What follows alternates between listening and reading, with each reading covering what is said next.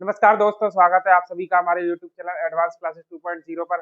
तो कैसे हैं आप सभी? उम्मीद करता हूँ एकदम बढ़िया होंगे और शानदार तरीके से आप सभी अपनी अपनी पढ़ाई कर रहे होंगे। तो जैसा कि आप सभी को पता है, हम इस चैनल पर आप लोगों के लिए बढ़िया बढ़िया वीडियोस लेकर आते हैं जिसमें काफी इंफॉर्मेशन होती है। तो उसी सीरीज को हम आगे बढ़ाते हुए आज जो वीडियो लेके आए हैं उसमें हम डिस्कस करने वाले हैं कि आने वाले 2 से 3 महीनों में, यानी अप्रैल मई जून, आने वाले 3 से 4 महीनों में कौन कौन सी वैकेंसीज आप लोगों के लिए अनाउंस होने वाली है। तो उसी पर हम आज डिस्कस करेंगे। तो वीडियो में अंत तक बने रहिएगा, काफी कुछ आप लोगों को जानने को मिलने वाला है और साथ में छोटा सा उपहार हमारी तरफ से। ठीक है, तो शुरू करते हैं फिर वीडियो को।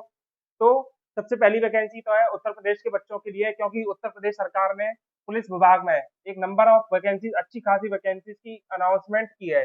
जिसमें सबसे पहली तो यूपी पुलिस कांस्टेबल की है, जिसमें 19,220 पोस्ट है यूपी पुलिस कांस्टेबल की। उसके बाद यूपी जेल वार्डन में 2833 पोस्ट अनाउंस की गई है और यूपीएसआई की 4543 पोस्ट अनाउंस की गई है। तो देख सकते हैं काफी अच्छी खासी वैकेंसीज है और अभी हाल ही में एग्जाम हुआ था, फिर दोबारा इतनी अच्छी वैकेंसीज आ गई, तो कहीं ना कहीं ये पॉजिटिव है लोगों को रोजगार देने के लिए। ठीक है, तो जिसमें यूपी पुलिस कांस्टेबल की जो वैकेंसी है उसके फॉर्म लगभग 23 अप्रैल से स्टार्ट होने की बात कही जा रही है। तो यानी 23 अप्रैल से आपके फॉर्म इसका भरने स्टार्ट हो जाएंगे और उसके बाद इन दोनों के उसी के सब्सिक्वेंट एक एक दो दो दिन आप मान कर चलिए, इसके बाद इसके फॉर्म आपके आ जाएंगे। तो देख सकते हैं अप्रैल में आपके फॉर्म स्टार्ट होंगे, तो लगभग 1 महीना तो आपको फॉर्म भरने को तो मिलेगा ही। तो यानी आपका मई तो फॉर्म भरने में ही निकल जाएगा। ठीक है, और ऐसा तो है नहीं कि जैसे ही फॉर्म भरना खत्म हुए उसके बाद पेपर ले लिए, क्योंकि गवर्नमेंट का इतना कोई डिपार्टमेंट इतना एफिशिएंट तो है नहीं कि इतनी जल्दी जल्दी काम करा पाए। तो मान लीजिए 1 महीने का गैप तो ये आराम से देंगे, तो आपका जून तो इसमें गैप में ही निकल जाएगा। तो मान के चलिए आपका जुलाई में एग्जाम होने की प्रोबेबिलिटी है। ठीक है, और प्रोबेबिलिटी है और ज्यादा टाइम भी लग सकता है, क्योंकि डिपेंड करेगा कि गवर्नमेंट की क्या मंशा है। इन्होंने 1 साल में वैकेंसी कंप्लीट कराने का बोला है, तो लगभग 3 महीने तो आपको मिल जाएंगे पेपर के लिए। तो अगर आप अप्रैल से जोड़ना शुरू करते हैं तो अप्रैल मई जून, यानी आपके पास 3 महीने एग्जैक्ट है तैयारी करने के लिए। और 3 महीने काफी एक अच्छा खासा टाइम होता है किसी भी एग्जाम की तैयारी करने का, क्योंकि अगर आप टू द पॉइंट चीजें पढ़ते हैं, मतलब फालतू का नहीं पढ़ते हैं, जो आपके एग्जाम के लिए रेलेवेंट है वो सारी चीजें पढ़ते हैं, तो आप 3 महीने में आराम से एग्जाम निकाल सकते हैं। तो इसके लिए क्या करना है, आपको टाइम वेस्ट बिल्कुल भी नहीं करना है। टाइम वेस्ट बिल्कुल भी नहीं करना है। तो ये सबसे मेन इंपॉर्टेंट चीज है। ठीक है, क्योंकि आपका अप्रैल जाने ही वाला है, स्टार्ट हो गया है, लगभग 7-8 तारीख हो चुकी है। तो अप्रैल आपका समझ लीजिए खत्म होने वाला है, क्योंकि समय एकदम बहुत तेजी से भागता है। तो ठीक है, टाइम आपको बिल्कुल वेस्ट नहीं करना है और ऐसा भी नहीं करना है आपको फॉर्म की डेट का वेट करना है। बहुत से बच्चे ऐसा सोचते हैं कि जब फॉर्म स्टार्ट हो जाएंगे तब हम पढ़ना शुरू करेंगे। भाई जब फॉर्म स्टार्ट होंगे तो दुनिया ही पढ़ना शुरू करेगी, तो फिर आपने क्या अलग किया? भाई आपने अगर वही दुनिया की तरह चले तो आप तो भीड़ का हिस्सा हो गए फिर। और जब भाई भीड़ का हिस्सा हो गए, भीड़ क्या करती है? भीड़ सिर्फ फॉर्म भरती है, भीड़ कभी सिलेक्शन नहीं ले पाती। तो आप भीड़ से थोड़ा सा हटकर चलिए, अभी से तैयारी शुरू करना स्टार्ट कीजिए। लास्ट डेट का वेट बिल्कुल मत कीजिए, और लास्ट डेट का वेट करेंगे तो फिर समय निकल जाएगा, फिर आपको पढ़ने का भी मन नहीं करेगा, फिर आप सोचेंगे कि अगली वैकेंसी जो आएगी उसमें हम पढ़ना स्टार्ट करेंगे। इसलिए टाइम को वेस्ट बिल्कुल ना करें, अभी से पढ़ना स्टार्ट करें, क्योंकि एक एक दिन बहुत ज्यादा क्रूशियल है। क्योंकि जैसा आप सरकार का रूट चल रहा है, एसएससी का भी देख सकते हैं कि आपका कितनी फास्ट प्रोसेस हो रही है। यूपी पुलिस का इससे पहला वाला भी काफी अच्छे खासे से निपट गया, तो मतलब जल्दी से प्रोसेस आपकी कंप्लीट हो जाएगी। तो आपको अभी से पढ़ना स्टार्ट करना है और टू द पॉइंट चीजें पढ़नी है, जिससे आप अपनी ड्रीम जॉब तक पहुंच सके। ठीक है, तो पहले आपका कांस्टेबल का एग्जाम होगा, फिर जेल वार्डर और यूपीएसआई का आपका एग्जाम कंडक्ट हो जाएगा। तो ये सारे आपके सब्सिक्वेंट मैनर में ही चलेंगे। तो आप देख सकते हैं कि मतलब वैकेंसी अच्छी खासी है, समय भी आपके पास है, तो आप अच्छे से पढ़ाई करें और अपने सिलेक्शन तक पहुंचे। और देखिए भाई, डिस्ट्रैक्शन से तो बिल्कुल दूर रहिए। आप अगर 2 से 3 महीने सब चीजों से कट जाएंगे तो भाई क्या फर्क पड़ जाएगा उससे? आपके दोस्त यार रिश्तेदार सारे समय के साथ वापस लौट आते हैं, लेकिन अगर एक बार समय आपके हाथ से फिसल गया तो वो कभी लौट कर नहीं आएगा। और समय फिसल गया तो आपके पास सिर्फ रिग्रेट बचेगा कि हम अगर पढ़ लेते उस टाइम पे तो कहीं आज हम अच्छी जगह पर होते। और उस टाइम पे आपके पास रिजल्ट भी नहीं होगा और आपके साथ कोई बंदा भी नहीं खड़ा होगा। तो इसीलिए आप 2-3 महीने चीजों से थोड़ा सा कट सकते हैं, उसमें आपका कुछ भी पहाड़ नहीं टूटने वाला है। क्योंकि समय के साथ लोग लौट कर आ जाते हैं, लेकिन वक्त कभी भी लौट कर नहीं आता। तो आप इस चीज का ध्यान रखेंगे और समय बिल्कुल भी वेस्ट नहीं करेंगे। तो ये तो हो गया पहला यूपी वाले बच्चों के लिए उत्तर प्रदेश सरकार की तरफ से एक तोहफा। ठीक है, अगला अगली जो वैकेंसी है वो एसएससी वालों बच्चों के लिए, जिसमें सबसे पहला एग्जाम आपका कंबाइंड ग्रेजुएट लेवल एग्जामिनेशन 2025 होने वाला है। जो जिसकी क्वालिफिकेशन क्या होती है कि आपके पास एक ग्रेजुएशन बैचलर ऑफ 8 यानी कोई भी आपके पास ग्रेजुएशन की डिग्री होनी चाहिए, आप सीजीएल का एग्जाम दे सकते हैं, जिसके फॉर्म आउट होने का बोला जा रहा है 22 अप्रैल से 21 मई तक, और आपका एग्जाम कराने के लिए बोल रहे हैं जून जुलाई 2025 में। तो मुझे ऐसा लगता है कि भाई अभी काफी सारी चीजें चल रही है एसएससी में, जो अभी 2024 का केस भी चल रहा है, आपको पता है वेंडर भी नहीं है एसएससी के पास, तो हो सकता है थोड़ा सा इसमें डिले हो, और 8-10 दिन का डिले तो हो ही सकता है, और हर बार होता है। तो मान के चलिए आपका अप्रैल में फॉर्म आ भी गए लास्ट में, तो मई पूरा एग्जाम, मई आपका पूरा फॉर्म में ही भरने में निकल जाएगा। तो ऐसा तो है नहीं आपके फॉर्म भरने के तुरंत बाद ही एग्जाम ले लें, तो जून में तो एग्जाम बिल्कुल भी नहीं होने वाला। तो भूल के चलिए जून में एग्जाम नहीं होगा, एग्जाम आपका अगर जुलाई में हुआ, अगर चीजें जल्दी से एसएससी में ठीक हो गई, तो जुलाई में आपका एग्जाम होगा, मिड जुलाई में आप मानकर चल सकते हैं एग्जाम का। यानी आप देख सकते हैं अप्रैल मई जून, लगभग 3 महीने आपके पास एसएससी सीजीएल एग्जामिनेशन के लिए भी है। और अगर आप तैयारी कर रहे हैं तो आपकी अच्छी खासी तैयारी तो ऑलरेडी होगी, तो आपको बस अपनी कमियों को फाइंड आउट करना है और मॉक टेस्ट लगाने हैं और रिवीजन करना है अच्छे से अच्छे। 24 का एग्जाम आपने दिया होगा, और 25 का एग्जाम भी आपके पास बहुत जल्दी से आ चुका है। तो सीजीएल का आपको जैसे ही पता है, इसमें भाई आप इंस्पेक्टर बनते हैं, GST inspector, excise inspector, ASO बनते हैं मेरी तरह। तो मतलब काफी अच्छी अच्छी पोस्टें होती है इसमें, काफी मोटिवेटिंग पोस्ट होती है इसमें। तो जैसा कि आपसे पता है सीजीएल में क्या होता है, पहले प्री होता है आपका 200 नंबर का प्री होता है, जिसमें आपके 100 क्वेश्चन पूछे जाते हैं, मैथ रीजनिंग जीके इंग्लिश के 100 क्वेश्चन होते हैं, और सभी 2-2 मार्क्स के क्वेश्चन होते हैं, और ये सिर्फ क्वालिफाइंग इन नेचर होता है, यानी आपका इसमें काउंट नहीं हो, नंबर काउंट नहीं हो, आपको सिर्फ क्वालिफाई करना है। तो आप मान के चल सकते हैं 200 में से लगभग 160 नंबर, अगर 2023-24 जैसा पेपर आ रहा है, तो आप 160 नंबर टारगेट रखकर चल सकते हैं, अगर आप जनरल कैटेगरी से बिलोंग करते हैं। और इतना तो भाई आपको लाना ही पड़ेगा, क्योंकि पेपर का लेवल आप देख सकते हैं कि कैसा आ रहा है, और कंपटीशन भी दिन ब दिन बढ़ ही रहा है। तो इतना टारगेट आप मिनिमम रखकर चलिए मॉक टेस्ट में, कि 160 नंबर आपके आने ही चाहिए, अगर आप कोई भी एसएससी का प्रीवियस ईयर मॉक्स दे रहे हैं। और इस प्री के बाद क्या होता है, आपका मेंस होता है। मेंस आपका 390 नंबर का होता है, जिसमें से अगर आपको एक अच्छी पोस्ट चाहिए, यानी 4600 ग्रेड पे की पोस्ट चाहिए, तो आप लगभग 320 से 330 नंबर का टारगेट रख सकते हैं। अगर 2023 जैसा पेपर आ रहा है, तो 2024 के पेपर को ना देखें, उसकी कट ऑफ को, क्योंकि पेपर लेवल काफी इजी था, और उसमें काफी मैनिपुलेशन भी हुआ है डाटा में, क्योंकि लगभग 9 से 10 क्वेश्चन तो आपके बोनस ही गए हैं, 9 से 10 क्वेश्चन आपके बोनस गए हैं, तो ये 30 नंबर तो आपके पास वैसे ही सबको मिले हुए हैं। तो मतलब काफी ज्यादा मैनिपुलेशन था इसमें, रिजल्ट में बहुत ज्यादा गड़बड़ी थी, उसी का अभी केस चल भी रहा है, तो काफी जल्दी चीजें सॉर्ट आउट होंगी। तो आप देख सकते हैं कि 2023 के अगर जैसा एग्जाम लेवल है, 2020 के 22 के जैसा एग्जाम लेवल है, तो 320 से 330 नंबर का आप टारगेट अभी मॉक टेस्ट में रखकर चल सकते हैं मेंस के लिए। ठीक है, उसके बाद आपका फिर फाइनल रिजल्ट आता है, और आपकी सबों की ज्वाइनिंग हो जाती है, आपकी नौकरी लग जाती है। तो ये सबसे पहला एग्जाम सीजीएल का था, जो कि ग्रेजुएशन लेवल के बच्चों के लिए होता है। अब कौन सा एग्जाम है, अगला एग्जाम है आपका एसएससी सीपीओ का एग्जाम, जिसमें दिल्ली पुलिस में आप सब इंस्पेक्टर बनते हैं, डबल स्टार और सीएपीएफ जितने भी सेंट्रल आर्म पुलिस फोर्सेज होती हैं, उसमें आप सब इंस्पेक्टर बनते हैं। जिनका सपना है आर्मी में जाना, वर्दी पहनना, उसके लिए काफी इंपॉर्टेंट एग्जाम है, जिसकी फॉर्म डेट आपकी 16 मई दी गई है। 14 जून तक आपके फॉर्म भरे जाएंगे, और जुलाई अगस्त में इन्होंने पेपर लेने का बोला है। देखिए सबसे पहले तो आपका सीजीएल ही होगा, अगर जुलाई मिड में सीजीएल स्टार्ट होता है, तो उसके बाद ये पेपर होगा।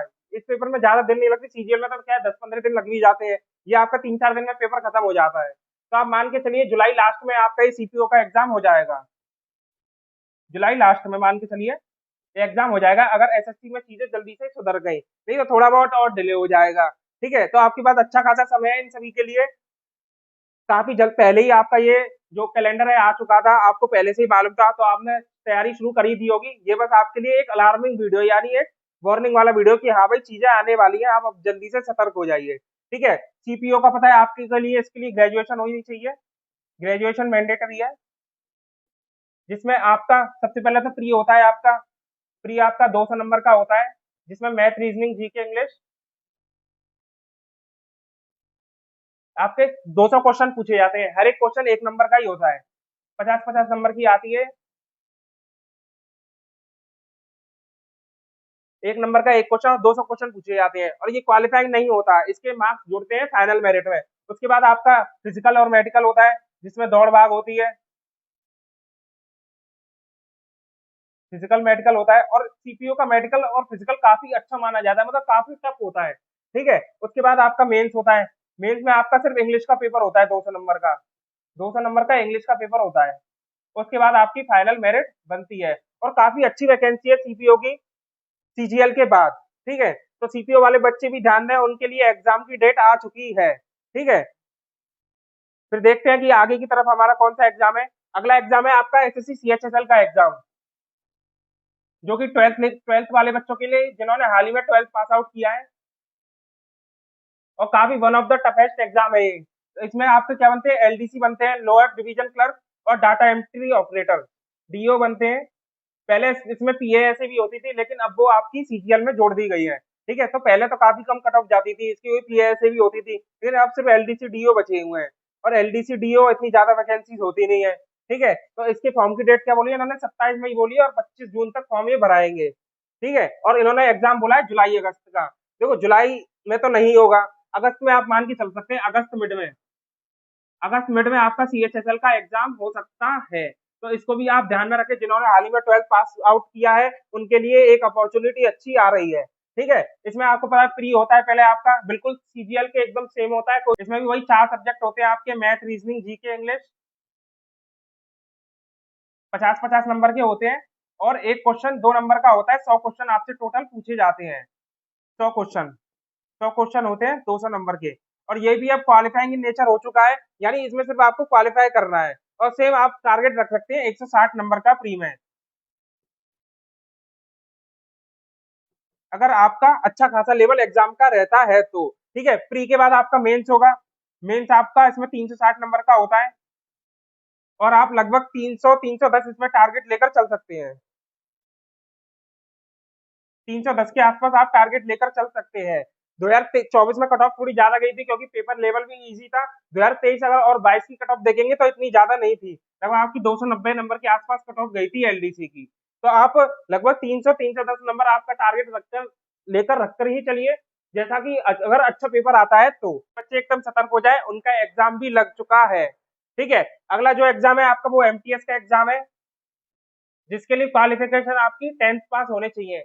लेकिन आप देख सकते हैं क्वालिफिकेशन तो 10th है, लेकिन पीएचडी वाले भी इनमें फॉर्म भरते हैं, क्योंकि भाई उनको उनके आईक्यू के हिसाब से नौकरी मिल ही नहीं रही है। ठीक है, तो इसका जो एग्जाम की फॉर्म है वो 26 जून से बोला गया है, 25 जुलाई तक चलेगा, और सितंबर अक्टूबर में आपका एग्जाम होना है। तो मान लीजिए सितंबर लास्ट या अक्टूबर में इसका एग्जाम हो जाएगा। ठीक है, तो ये एमटीएस वाले बच्चे थे जो एकदम सतर्क हो जाए कि हाँ भाई अभी बहुत जल्दी एग्जाम आपका होने वाला है। ठीक है,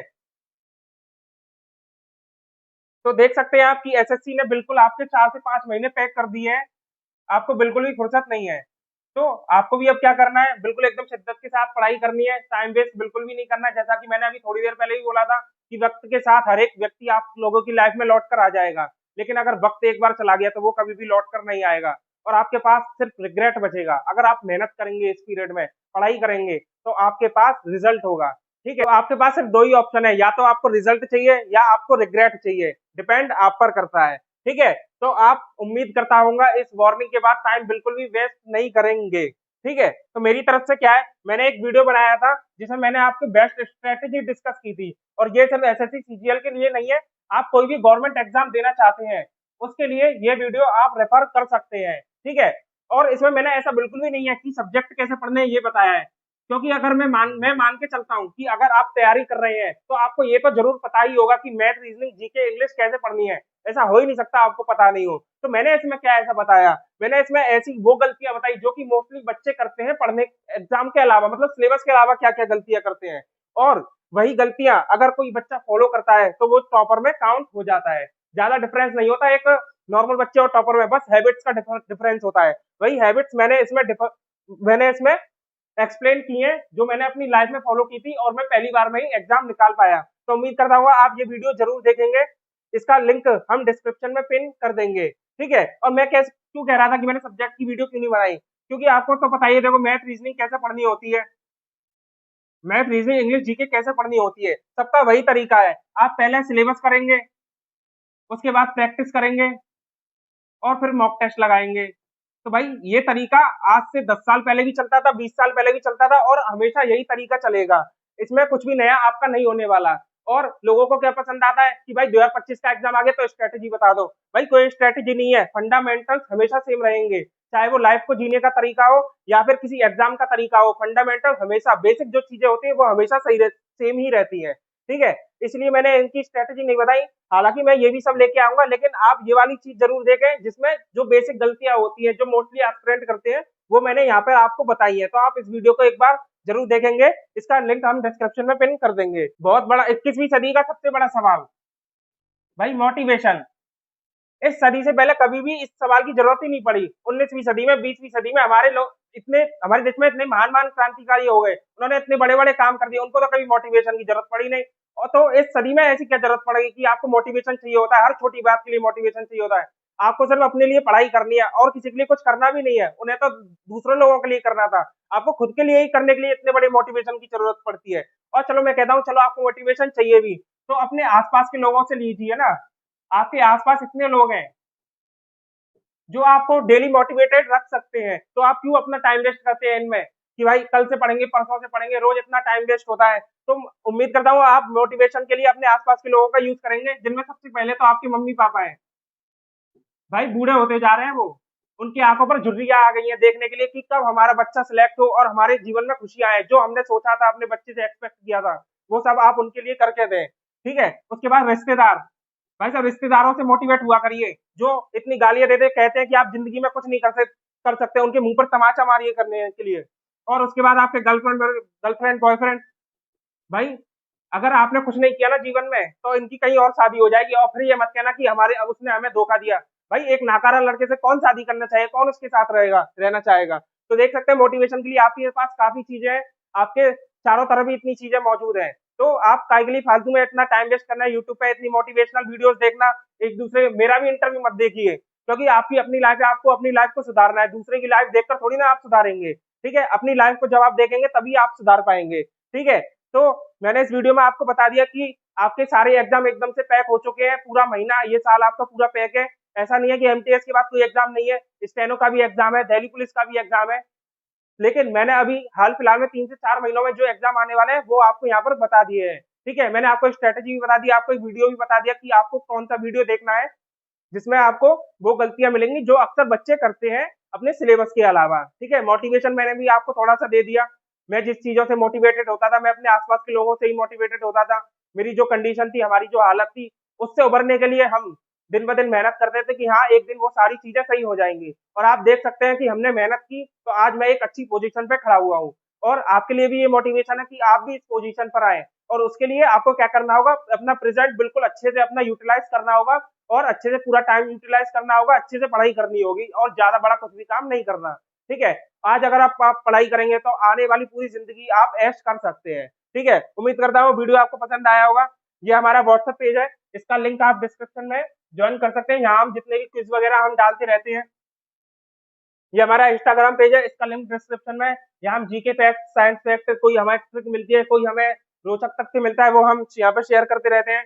और ये हमारा टेलीग्राम ग्रुप है, जिसका लिंक आपको डिस्क्रिप्शन में मिलेगा। यहाँ हम जो भी अपने चैनल पर पढ़ाते हैं उसकी पीडीएफ हम डाल देते हैं। ठीक है, वीडियो पसंद आई, वीडियो को लाइक करेंगे, शेयर करेंगे और हमारे चैनल को सब्सक्राइब करेंगे। मिलते हैं ऐसे इंफॉर्मेटिव वीडियोस में जल्दी किसी नेक्स्ट वीडियो में। ठीक।